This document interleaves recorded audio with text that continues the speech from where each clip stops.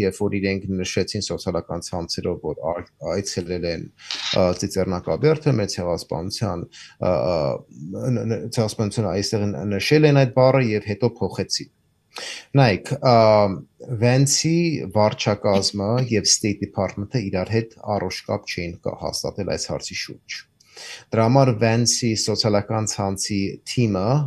իր կոմունիկացիայի թիմը, երբ որ իրենք հրապարակեցին, իրենք չէին ստուգել State Department-ի հետ։ Այդ առումով իրենք ոչ պրոֆեսիոնալ աշխատանքով էին զբաղվել։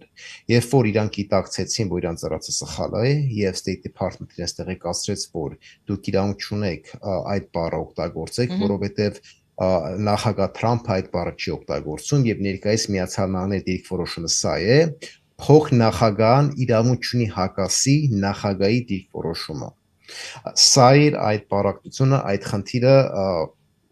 որ ունեցան։ Նորից եմ ասում, մեր համար սա անընդունելի է եւ իսկապես շատերս բարկացել ենք, բայց պետք է հասկանանք, որ տենց եղավ։